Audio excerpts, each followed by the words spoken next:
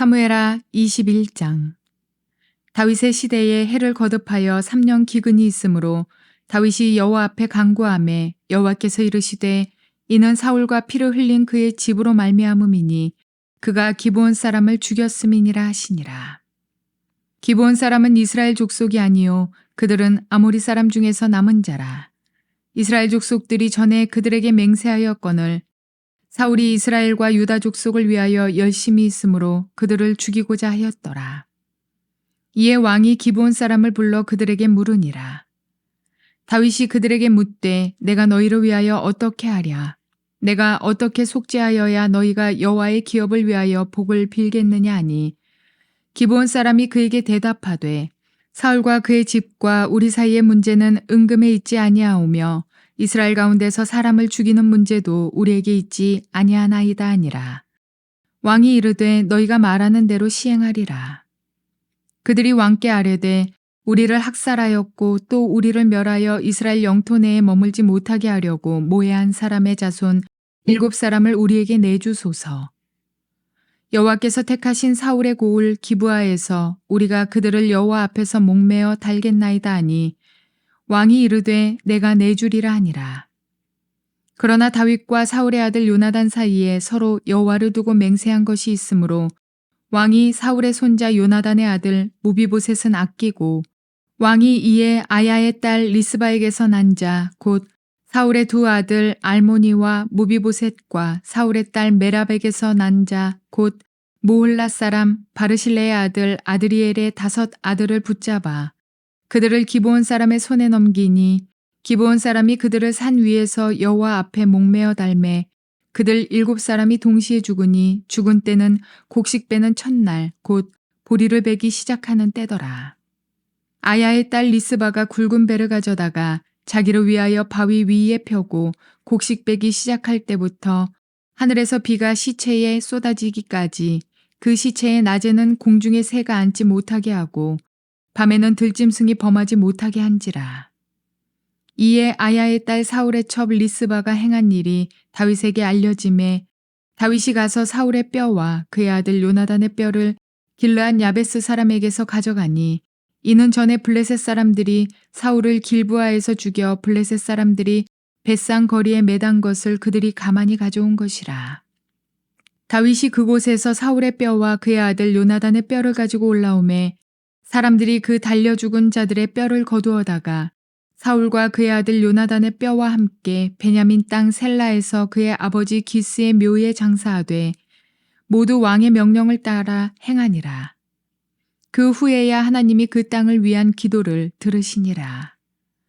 블레셋 사람이 다시 이스라엘을 치거늘 다윗이 그의 부하들과 함께 내려가서 블레셋 사람과 싸우더니 다윗이 피곤함에 거인족의 아들 중에 무게가 300세겔 되는 노창을 들고 3칼을 찬 이스브비노비 다윗을 죽이려고 하므로 수르야의 아들 아비새가 다윗을 도와 그 블레셋 사람을 쳐 죽이니 그때에 다윗의 추종자들이 그에게 맹세하여 이르되 왕은 다시 우리와 함께 전장에 나가지 마옵소서. 이스라엘의 등불이 꺼지지 말게 하옵소서 하니라. 그 후에 다시 블레셋 사람과 곱에서 전쟁할 때에 후사 사람 십북에는 거인족의 아들 중에 삽을 쳐 죽였고 또다시 블레셋 사람과 곱에서 전쟁할 때에 베들레헴 사람 야레오르김의 아들 엘하나는 가드 골리앗의 아후 라흐미를 죽였는데 그자의 창자루는 배틀채 같았더라. 또 가드에서 전쟁할 때에 그곳에 키가 큰 자 하나는 손가락과 발가락이 각기 6개씩 모두 24개가 있었는데 그도 거인족의 소생이라. 그가 이스라엘 사람을 능욕함으로 다윗의 형 삼마의 아들 요나단이 그를 죽이니라. 이 4사람 가드의 거인족의 소생이 다윗의 손과 그의 부하들의 손에 다 넘어졌더라. 좋은 날입니다. 성령님께서 오늘도 여러분들의 심령 가운데 큰 은혜와 평강으로 함께하여 주시기를 주님의 이름으로 축복합니다. 저는 오늘 여러분들과 함께 사무엘하 21장 말씀 함께 은혜 나누기로 원합니다. 오늘 말씀의 제목은 사울의 죄로 인한 여호와의 진노와 용서라는 그런 제목으로 은혜를 나누기로 원합니다. 사무엘하는 크게 3시즌으로 나눌 수가 있습니다. 1장부터 10장까지가 하나로 나눠지고요. 그리고 11장부터 20장까지, 그리고 마지막으로 21장부터 24장까지가 마지막 세 번째 시즌입니다. 자, 이제 우리가 지난 시간까지 1장부터 20장까지 이어지는 다윗의 정말 하이라이트와 같은 다윗의 성공시대 이야기, 그리고 그 다윗이 어떻게 쇠락하게 되었는지, 다윗의 삶 가운데 죄로 인한 하나님의 연단과 다짐에 대한 이야기를 살펴봤죠. 자, 이제 그 이야기가 지난 시간 20장까지 해서 끝났습니다. 자, 이제 오늘 여러분들과 보실 21장부터 24장까지의 말씀은요, 그에 이어서 약간 부록처럼 붙어 있는 이야기입니다. 다윗 시대에 있었던 이야기인데, 근데 그럼에도 불구하고 언제인지 특정하기 어려운 그런 이야기들이 이 뒷부분에 붙어 있습니다. 자, 그런데요, 이 뒤에 부록처럼 붙어 있는 21장부터 24장이 그렇다고 해서 사무엘하의 이야기와 별개로 떨어져 있는 이야기는 아니라는 거 여러분 먼저 기억해 두시면 좋겠습니다. 자, 이렇게 한번 이해해 봅시다. 여러분 사사기 공부하셨죠? 사사기 공부하실 때 여러분 생각이 나십니까? 사사기의 뒷부분의 이야기들이 약간 시기와 관계없이 뒤에 결론처럼 들어가 있었던 것들 기억나실 겁니다. 정확하게 언제인지 모르지만, 그런데 사사기의 뒷부분의 이야기가 분명히 시대적으로는 앞에 있는 이야기인데 이 결론 부분에 들어가 있어서 사사기의 결론을 더 강화해 주는 식으로 이야기가 결론이 되어졌죠. 자, 사무엘하도 마찬가지입니다. 사무엘하는 사무엘 상하를 하나 정도 이렇게 마무리 지어주면서 사무엘 상하의 이 흐름을 마치 이렇게 하나로 묶어주는 듯한, 더 강조해주는 듯한 그런 효과를 가지는 것이 이 부록이다, 그렇게 이해하시면 되겠습니다. 자, 이제 오늘 여러분들과 보실 21장 말씀은요, 그런 의미에서 제목이 이렇게 들어갑니다. 사울의 죄로 인한 여호와의 진노와 용서에 대한 이야기입니다. 사울? 근데 좀 이상하죠? 여러분, 사울 언제 죽었죠? 벌써 사울이 죽은 지 꽤 됐습니다. 그럼에도 불구하고 오늘 이야기는 그 사울이 죽은 후에, 정확하게 언제인지 모르지만 그렇게 먼 시간은 아닌 것 같습니다, 그 이후의 시간 가운데 있었던 어떤 한 가지 에피소드들, 그리고 그것이 다윗의 시대까지 영향을 미쳤던 그런 이야기들이 오늘 여러분들과 함께 보실 내용입니다. 자, 오늘 이야기는 크게 세 덩어리로 구분할 수 있습니다. 1절부터 9절까지 하나, 사울의 죄로 인한 여호와의 진노와 용서에 대한 이야기가 하나가 있고요. 그 다음 두 번째가 10장부터 14장까지 사울 가문에 대한 다윗이 배려하는 이야기들, 그리고 마지막으로 15절부터 22절까지는 다윗 주변에 있었던 아주 용맹한 용사들에 대한 이야기를 뒷부분에 덧붙여 놓고 있습니다. 자, 그럼 한번 1절부터 9절까지 말씀 한번 들어가 보도록 하죠. 자, 1절부터 9절까지의 이야기는요, 우리가 오늘 말씀의 제목처럼 사울의 죄로 인한 여호와의 진노와 용서인데요. 자, 왜 하나님께서 사울의 죄를 가지고 다윗 시대에 진노하셨는지, 혹은 다윗 시대에 왜 그 저주를 이스라엘 땅 가운데 내리셨는지에 대한 근본적인 원인으로부터 이야기가 시작됩니다. 이렇게 보죠. 여러분, 우리의 삶 가운데요, 뭔가 징계나 연단이나 특별히 저주라는 것이 만약 임한다라고 느껴질 때 우리가 하나님 앞에 기도해야 되겠죠. 하나님, 왜 내 삶 가운데 뭔가 이런 어려움들이 반복되어집니까? 그것은 어떤 연단의 의미일 수도 있고요, 혹은 우리의 죄로 인해서 하나님께서 브레이크를 거는 것일 수 있습니다. 뭔가 사인을 주신다는 것이죠. 만약 우리의 삶 가운데 그런 일들이 계속 반복되어진다면 엎드려야 됩니다. 하나님 앞에 물어야 되겠죠. 하나님, 왜 우리의 삶에 이런 어려움들이 계속되어지는 것입니까? 자, 다윗의 삶 가운데서도, 아니 정확하게는 다윗의 통치 기간 가운데서도 그런 일이 벌어졌다는 것입니다. 자, 그러면서 오늘 말씀의 본문에 보니까 그 근본적인 원인을 결론부터 이야기하자면, 기브온 사람들이 이스라엘 민족들에 대한 원한을 가졌기 때문이었다라고 본문이 이야기를 하고 있습니다. 자, 여러분, 기브온 사람들 기억이 나십니까? 기브온 사람들 사실 되게 옛날 이야기입니다. 여호수아 시대 이야기입니다. 여호수아 시대 때 여호수아를 필두로 해서 이스라엘 백성들이 가나안 땅을 정복해 들어갈 때, 그때 가나안 땅에 항복하면서 두 손 들고 나온 사람들이 몇 명 있었습니다. 기생 라합이 그랬고요. 뿐만 아니라 또 다른 민족적인 차원으로는 바로 그 기브온 족속들이 그랬죠. 자신들이 저희는 아주 먼 곳에서 온 것입니다 라고 이야기하면서 당신들과 화친하기를 원합니다. 자신들의 신분을 가장하고 속여서 이스라엘과 함께 화친을 맺었습니다. 그때 기도했었어야 됐는데 여호수아가 하나님 앞에 기도하지 않고 덜컥 화친을 맺습니다. 자, 그렇게 해서 어쨌든 화친을 맺었는데 그 화친은 여호와의 이름으로 맺은 화친입니다. 다른 말로 한번 맺으면 끊을 수 없는 화친이었다는 것이죠. 비록 이방인과 맺은 화친이라도 하나님 앞에 맺은 약속은 지켜야 된다는 것입니다. 자, 여호수아가 그렇게 약속을 지키고 나서 이제 기브온 족속은 비록 종이긴 하지만 이스라엘과 함께 살아가는 그런 공동체가 되었더라라는 거 기본적으로 여러분 이해를 하셔야 되겠습니다.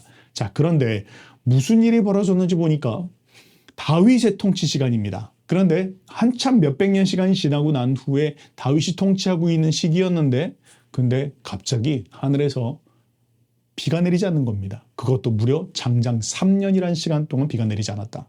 여러분 지금 이스라엘 가보시면 정말 그 척박한 땅에 우리 한강 같은 거대한 물이라도 흐르면 모르겠지만 정말 쫄쫄 흐르는 계곡물이 그렇게 많지도 않은데요. 만약 비가 적당할 때 제때 내리지 않으면 정말로 힘들겠죠. 몇 개월 버틸 수 있고 1년 정도는 그렇다 치더라도 3년 동안 비가 내리지 않으니까 다윗이 하나님 앞에 정말 심각하게 물어봤을 것입니다. 하나님, 왜 이 이스라엘 땅 가운데 하나님께서 비를 허락하시지 않는 겁니까? 그가 그렇게 물었다라는 것이죠. 자, 근데 그가 그렇게 묻자 하나님께서 그것에 대해서 이렇게 응답을 주십니다. 1절 하반절입니다. 이르시되 이는 사울과 피를 흘린 그의 집으로 말미암음이니 그가 기브온 사람을 죽였음이니라 그렇게 이야기했다라는 것이죠. 뭘 이야기하는 것입니까? 자, 근본적인 원인이 무엇입니까? 기브온 사람들을 죽였다. 누가요? 사울과 그의 집안 사람들이 기브온 사람들을 죽인 일로 하나님께서 그것에 대한 공의로운 심판으로 가나안 땅에 3년이라는 시간 동안에 비를 내리지 않는 일들이 그러니까 계속 비가 내리지 않는 시간들이 계속 진행될 수 있도록 그렇게 하셨다라는 것입니다. 심판을 하나님께서 내렸다는 것이죠. 자, 그 이유가 무엇이었는지 무슨 짓을 했길래 도대체 그런 일들을 기브온 사람들이 마음 가운데 원한을 품었는지 보니까 정확하게 나와 있진 않지만 5절 말씀에 대략 이렇게 나와 있습니다. 그들이 왕께 아뢰되 우리를 학살하였고 또 우리를 멸하여 이스라엘 영토 내에 머물지 못하게 하려고 모해한 사람들에 하면서 이렇게 이야기 나옵니다. 뭘 이야기합니까? 사울과 그의 집안 사람들이 이 기브온 사람들에 대해서 애국심이었겠죠. 이스라엘 나라에는 이스라엘 사람들만 살아야 된다라는 그런 애국심이었을 것입니다. 그런데 그런 애국심의 발로로 인해서 이들을 학살하고 이들을 몰아내려고 하는 시도를 계속하였더라라는 것이죠. 근데 그것이 무엇이죠? 언약의 파기라는 것입니다. 자, 여기서 굉장히 중요한 포인트가 한 가지가 나옵니다. 뭘 이야기합니까? 사울은요, 이스라엘 민족에 대한 애국적 마음, 국수주의적인 마음, 그런 열정은 있었는지 모르겠습니다. 그러나 그는 하나님과 그 하나님의 말씀에 대한 열정은 없었구나라는 것을 알 수가 있습니다. 왜 이렇게 말씀드립니까? 자, 그들은 사울의 여러분 특징 기억이 나시죠? 사울은 주로 사람들 앞에 섰던 사람입니다. 이스라엘 백성들이 아니 우리 가운데 기브온 사람들이 있는 게 마음에 안 든단 말이야 라는 그 어떤 이야기를 들었겠죠. 그러면서 그 기브온 사람들을 내쫓고자 했다는 것입니다. 그러나 그것은 무엇입니까? 토라에 대한 반역입니다. 토라는 뭐라고 이야기하고 있죠? 하나님 앞에 일단 맺은 언약은 깨어뜨릴 수 없는 것입니다. 지켜야 되는 것이다라는 거죠. 그것이 정의라는 겁니다. 그가 하나님과 하나님에 대한 열정이 있었다면 아무리 백성들 가운데 그런 이야기가 나온다 할지라도 우리가 이미 여호수아 때 이 기브온 사람들과 조약을 맺었기 때문에 이것을 우리가 깰 수가 없다라고 이야기를 했어야 되겠죠. 그러나 사울은 그렇게 하지 않았다라는 것입니다. 백성들의 눈치를 살피면서 이 기브온 사람들을 내어쫓으려고 했는데 그리고 많은 사람들을 죽였겠죠. 그 일로 말미암아 기브온 사람들 마음 가운데 원한이 맺혔다라는 것입니다. 그들이 마음 가운데 원한이 맺히더라도 소수민족이니까 이야기할 수 없었겠죠. 복수할 수 없었을 것입니다. 그런데 그것이 하나님 앞에 상달되었다라는 것입니다. 자, 이제 그에 대해서 다윗이 이렇게 물어봅니다. 이에 왕이 기브온 사람을 불러 그들에게 물으니라. 다윗이 그들에게 묻되 내가 너희를 위하여 어떻게 하랴? 내가 어떻게 속죄하여야 너희가 여호와의 기업을 위하여 복을 빌겠느냐 하니 이렇게 물어봅니다. 자, 뭘 이야기합니까? 다윗이 이제 물었다는 것이죠. 너희가 어떻게 하면 자발적인 마음 가운데 너희 마음으로부터 우러나오는 마음으로 이 땅을 위해서 축복해 줄 수 있겠느냐라고 그렇게 물었다라는 것이죠. 자, 그렇게 묻자 이들이 이제 이렇게 대답을 합니다. 이건 돈으로 해결할 수 있는 문제가 아닙니다. 이건 피로써 피를 흘린 일이니 피로써만 갚을 수 있는 일입니다. 그렇게 이야기합니다. 자, 그러면서 이야기하기를 우리를 죽인 이 사울과 사울의 가문 사람들에게로부터 7명의 사람을 우리에게 주시면 우리가 거기에 대해서 정의롭게 법을 집행하도록 하겠습니다. 그렇게 이야기했다는 것이죠. 아마 더 많은 사람들이 죽었을 것입니다. 뭐 몇 명인지 정확하게 나오진 않지만요. 그런데 그것에 대해서 상응한 숫자로 몇십 명, 몇백 명 그렇게 이야기하지는 않고 충분한 수라고 여겨지는 7명의 사람을 우리에게 주시면 우리가 거기에 대해서 심판하도록 하겠습니다. 그렇게 얘기했다는 것이죠. 자, 그런데 여러분 어떤 분들은 여기에 대해서 너무 잔인한 거 아니야? 그렇게 생각하시는 분들 계시는지 모르겠습니다. 그러나 그렇지 않습니다. 이건 토라가 정한 규칙입니다. 자, 토라에서 뭐라고 이야기하고 있습니까? 성경에서 말하기는 여호와의 허락 없이 생명을 취한 경우에 그것이 이스라엘 사람들이건 이방인이든 간에 그것과 관계없이 동일하게 되갚아 줘야 된다라고 이야기하고 있습니다. 그러니까 뭐 사실 오늘날도 마찬가지지 않습니까? 만약 다른 사람을 살인했다. 그렇다면 그 사람에게 사형이 주어지는 것이 정당한 것처럼 당시에도 그렇게 그것이 하나님의 공평한 재판의 법이었다라는 것입니다. 자, 그러니까 이 기본 사람들이 이야기를 합니다. 우리에게 7명을 주면 우리가 거기에 대해서 우리 마음 가운데 있는 원한을 풀 수 있을 것 같습니다. 그렇게 이야기를 합니다. 자, 거기에 대해서 다윗이 뭐라고 대답을 합니까? 아마 고민이 많았겠죠. 참 며칠 동안 고민을 했을 것입니다. 이야기하기를 그래. 그러면 너희 마음이 그렇다면 그렇게 하도록 하라.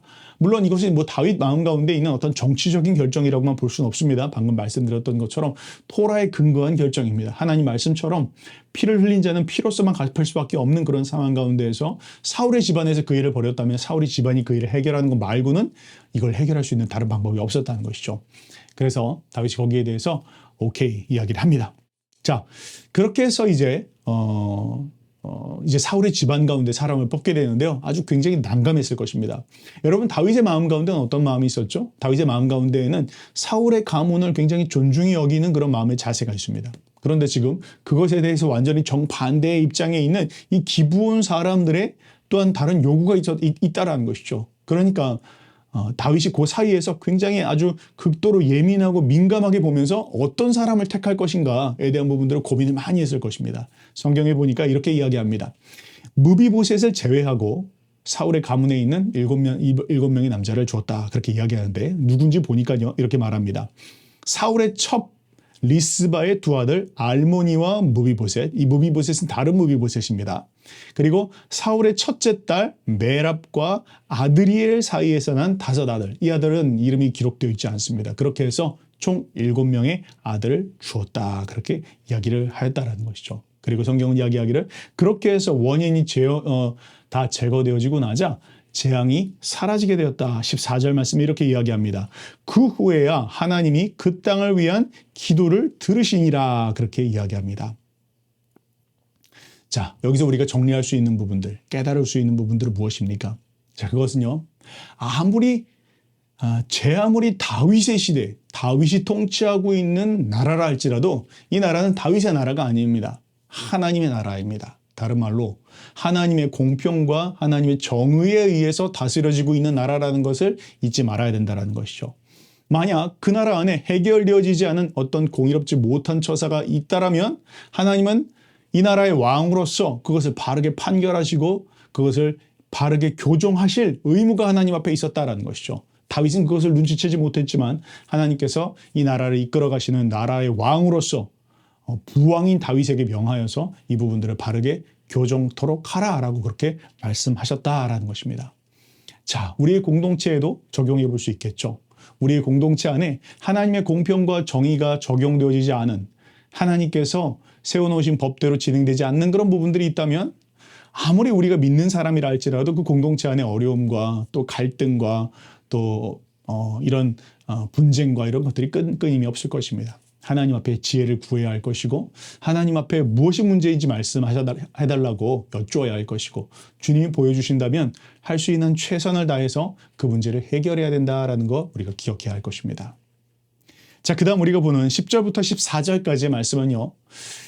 다 사울 가문에 대한 배려입니다. 자, 여러분 상황을 한번 생각해 보십시오. 방금 말씀드렸던 것처럼 방금은 기브온 사람들의 마음에 있는 원한을 풀어줬습니다. 그런데 그렇다면 지금 사울 가문의 사람들도 살아있는 사람들이 많지 않습니까? 그들 마음 가운데서도 뭔가 원한의 마음이 일어났겠죠. 자, 그 가운데서 한 가지 이야기를 이렇게 이야기하고 있습니다. 이 일이 있은 후에 원한에 대한 마음은 아니지만요. 방금 두 아들을 잃었던 사울의 첩 리스바가 자신들의 두 아들의 죽음을 슬퍼하면서 그들의 시체를 돌봤다라는 것입니다. 자, 비록 공의를 만족시키기 위해서 그들을 달아 죽일 수밖에 없었습니다. 그러나 그럼에도 불구하고 이 어머니의 마음으로서 이 리스바는 자신들의 아들뿐만 아니라 자신의 아들로 상징되어지는 사울 가문의 품위와 명예만큼은 지켜주기를 원했다라는 것이죠. 그것을 지키기를 원했다는 것입니다. 그래서 어떻게 했습니까? 이 사울의 첩 리스바가 베옷으로 이불을 깔아 만들고 장장 몇 개월 동안을 자신들의 아들들의 죽음 앞에서 애도하였더라라고 성경이 이야기하고 있습니다. 본문을 읽어보죠. 아야의 딸 리스바가 굵은 배를 가져다가 자기를 위하여 바위 위에 펴고 곡식 빼기를 시작할 때부터 하늘에서 비가 시체에 쏟아지기까지 그 시체에 낮에는 공중의 새가 앉지 못하게 하고 밤에는 들짐승이 범하지 못하게 한지라. 이에 아야의 딸 사울의 첩 리스바가 행한 일이 다윗에게 알려짐에 이렇게 이야기합니다. 자, 뭘 이야기합니까? 지금 시기적으로 보니까 곡식 벨 때부터라고 이야기하니까 성경에서 곡식 벨 때는 보통 6월절, 무교절, 초실절 요때 시즌을 이야기하는 겁니다. 봄절기를 이야기하는 것이죠. 4월경을 이야기하는 거예요. 4월부터 지금 비가 오는 때까지라고 이야기했으니까 그냥 일반적으로 이야기하면 비가 오는 시기는 보통 10월경입니다. 만약 그렇게 계산하면 무려 6개월 동안을 주검 앞에서 애곡하면서 자신들의 아들의 죽음을 위해서 사울 가문의 명예를 지키기 위해서 그 앞에서 정말 곡을 하였다라는 것이죠. 자, 근데 또 하나 다른 해석은요. 만약 비가 오기까지를 꼭 시기적으로 이야기하는 10월 달이 아니라 하나님께서 그 땅 가운데 저주를 내리신 상태이니까 그 저주에 대한 부분들이 풀려지고 났을 때 하나님께서 다시 그 땅 가운데 비를 주실 것이지 않습니까? 그렇게 계산한다면 그게 얼마나 걸렸을지는 알 수는 없습니다. 그러나 이렇게 되었던 저렇게 됐던 우리가 분명하게 이야기할 수 있는 건 이 어머니의 모성애와 사울 가문의 명예를 지키고자 하는 그 마음과 중심, 이것을 우리가 읽을 수 있다는 것이죠. 자, 이 여인이요, 시신 앞에서 낮에는 하늘에 나는 새들이 쪼아먹지 못하게 하고 밤에는 사나운 들짐승이 시체를 상하지 못하게 해서 온전하게 그들의 시신이 명예롭게 묻힐 때까지 그 시신 앞을 지켰다, 그렇게 이야기를 하고 있습니다. 참 어머니의 마음이 여기서 우리가 느껴질 수 있는 것이죠. 부모의 마음이 참 그런 것 같습니다. 자, 그런데요, 이 이야기가 나중에 이제 다윗의 귀에 들어갑니다. 비가 오기 시작하니까 다윗이 분명히 뭔가에 대해서 하나님께서 드디어 우리의 기도를 들어주셨구나라는 것을 인식했겠죠. 그런데 뿐만 아니라 그 소식과 함께 이 리스바에 대한 소식이 들립니다. 그러면서 이야기하기를 이 리스바가 사울의 가문의 명예를 지키기 위해서 이렇게 정말 처절하게 그 주검 앞에 있었더라라는 이야기가 들려지고 나자 다윗의 마음 가운데 이것을 어떻게든 돕고자 하는 마음, 또 이것에 대한 동정하는 마음들이 강하게 일어났던 것 같습니다. 자, 그래서 다윗이 무엇을 했습니까? 다윗이 그렇게 달렸던 7부의 시신뿐만 아니라 플러스해서 사울의 시신과 요나단의 시신까지를 모두 다 함께 하여서 이들을 다 베냐민 땅으로 가지고 와서 자기 아버지 기스의 묘에 함께 장사를 지내주었더라라고 그렇게 이야기하고 있는 것입니다. 자, 이걸 통해서 다윗이 뭘 하려고 했던 걸까요? 다윗은 지금 기브온 사람들의 마음 가운데 있는 원한은 풀어줬을 뿐만 아니라 사울의 마음 가운데 있는, 또 사울의 가문의 마음 가운데 있는 그런 원한의 마음들, 다윗이 드디어 이런 식으로 복수를 하는구나, 이런 마음을 갖지 않도록 하기 위해서 모든 부분들을 다 참 공평하게 일을 처리했다라는 걸 이야기할 수 있는 것이죠. 참 그렇습니다. 우리가 어떤 한 공동체의 지도자라면요, 정말 미슈파타의 체다카, 공평과 정의를 우리의 마음의 중심으로 삼아야 됩니다. 하나님의 통치의 보좌입니다. 기울지 말아야 되고요. 내 개인의 사사로운 감정에 치우치지 말아야 되고, 또 어떤 그런 자신의 편견에 의해서 뭔가를 판단하는 것이 아니라 하나님 앞에 무엇이 옳은 것일까라는 것을 생각하고, 또 그 하나님 앞에 옳은 기준 안에서 사람들이 좋게 하기 위해서가 아니라 그 말씀의 기준에 의해서 판단하고 생각하고 결정하고, 또 그 가운데서 억울한 부분들이 있다면 또 그 부분들을 어떻게 풀 수 있는지 말씀 앞에서 풀어가는 이런 지혜가 있다면 모든 사람들이 100% 완벽하게 만족할 수는 없지만 이렇게 공동체 안에 평안함이 임하게 되어진다라는 것을 우리가 생각할 수 있겠습니다. 그래서 14절 말씀은 결론적으로 이렇게 이야기합니다. 사울과 그의 아들 요나단의 뼈와 함께 베냐민 땅 셀라에서 그의 아버지 기스의 묘에 장사하되 모두 왕의 명령을 따라 행하니라. 그 후에야 하나님이 그 땅을 위한 기도를 들으시니라. 이렇게 이야기하고 있습니다. 모든 사람들의 마음 가운데 화평함이 임하고 또 뭔가 어떤 그런 참 불평하다 부당하다 이런 마음이 들지 않고 모두가 다 참 공평하게 일이 처리되어진다라는 그런 것이 공동체 가운데 그런 느껴질 때 하나님께서 그 공동체에 대한 축복을 부어주신다라는 것을 말씀하고 있습니다. 자, 마지막으로 15절부터 22절 말씀으로 정리해 봅시다. 자, 15절부터 22절 말씀은요, 다윗의 용맹한 용사들에 대한 이야기를 기록하고 있습니다. 크게 두 가지로 나눌 수 있는데요. 15절부터 17절까지는 다윗의 부하들이 얼마나 다윗을 아끼고 소중하게 여겼는지에 대해서 이야기하고 있습니다. 자, 다윗이요. 이게 보니까 아마 말기가 아닌 것 같아요. 다윗의 초기인 것 같습니다. 왜냐하면 다윗의 말기는 벌써 다윗이 나이가 많이 들었으니까 전쟁터에 직접 나가는 일들이 별로 없었을 것입니다. 그래서 지금 얘기 보니까 다윗이 생명이 위험한 순간임에도 불구하고 직접 나가서 싸우는 일들이 있었다라는 것이죠. 그리고 그런 모습들을 보고 정말 아주 생명이 위험한 처지 가운데 처한 것을 보고 다윗의 부하들이 이야기하기를 왕이지요. 왕은 이 나라의 뭐라고요? 왕은 이 나라의 등불입니다. 그렇게 이야기하면서 다시는 전쟁터에 일선에 나와서 싸우는 일들은 없도록 해주십시오. 라고 그렇게 했고 그 일로 말미암아 그것이 이 뒤에 원칙이 되어서 다윗이 그 다음부터는 일선에 나가서 전쟁을 치르지 않았다라는 것이죠. 자, 다른 말로 이야기하면 다윗의 역할에 대한 것을 이야기하는 것이죠. 다윗이 공동체 안의 역할이 무엇이었습니까? 다윗은 이스라엘의 등불이었습니다. 비전을 제시하는 사람이었다는 것이죠. 여러분, 공동체에서 지도자의 역할은 무엇입니까? 공동체에서의 지도자의 역할은 등불입니다. 비전을 제시하는 것입니다. 방향을 이야기하는 것이죠. 우리 나라가 어디로 나가야 된다. 우리 가정이 어디로 나가야 된다. 우리 공동체가 나가야 방향은 이것이다. 명확하게 이야기해 줄 수 있는 사람이 지도자가 하는 역할입니다. 지도자는요, 물론 나가서 싸우는 것도 참 중요하겠죠. 그런데 그것보다 가장 중요한 것은 사람들의 마음 가운데 목표가 무엇인지, 우리가 나아갈 방향이 무엇인지를 명확하게 깨닫게 해주는 것이 바로 지도자의 역할이다. 다윗이 그 역할들을 충성스럽게 했고 부하들이 그 일들을 잘할 수 있도록 도왔다라는 것을 지금 이야기하고 있어요. 그 다음 두 번째 18절부터 22절까지는요. 다윗과 함께하는 장군들의 용맹함에 대해서 이야기하고 있습니다. 자, 몇 명의 얘기를 이야기하고 있는데요. 이렇게 이야기합니다. 아비새라는 사람이 나오는데요. 이 사람은 거인족의 아들. 근데 그 거인족의 아들인 아들이 3.4kg짜리 그것도 방금 막 간 그 칼을 가지고 나왔던 이스비브놉, 이름이 좀 어렵네요. 이스비브놉을 쳐서 죽인 아비새에 대해서 칭송하고 있습니다. 다윗 주변에 그런 사람이 있었다는 겁니다. 덩치도 크고 또 아주 그 거대하게 막 갈린 칼을 가지고 나와서 막 휘두르고 있는데 그 앞에서 두려워하지 않고 싸웠던 아비새. 요압의 동생이죠. 그래도 아비새는 그래도 좀 괜찮았던 것 같습니다. 그 사람의 이름을 지금 기록해 놓고 있습니다. 그가 다윗을 위해서 열심히 싸웠다라고 그렇게 얘기하고 있고요. 뿐만 아니라 십부게라는 사람을 이야기합니다. 역시 거인족 삽이라는 사람을 쳐 죽였다. 그렇게 나오고 그 다음에 엘하난이라는 사람인데요. 이 사람은 골리앗, 다윗이 죽였던 사람이죠. 그 골리앗의 아우도 대단했던 것 같습니다. 라흐미라고 하는데 그 라흐미를 쳐 죽였다. 그렇게 이야기하고 또 마지막으로 요나단이라는 장수가 나오는데 그는 손가락과 발가락이 6개인 블레셋 장수를 쳐 죽인 사람이었다. 그렇게 이야기합니다. 자, 여러분 이것이 무엇입니까? 이게 다윗의 팀입니다. 다윗은 정말 나라의 방향 또 비전을 제시하기 위해서 최선을 다했고 또 뿐만 아니라 자신 스스로가 솔선해서 전쟁터에 나가서 싸우는 그런 모습을 보였고 그런데 부하들은 그를 정말 참으로 아끼는 사람들이었으며 뿐만 아니라 그 부하들은 다윗과 함께 용맹하게 어떤 어려움이 있더라도 죽음을 불사하고 싸우는 사람이었다. 그것이 다윗 공동체의 영적 분위기였다라는 것을 이야기합니다.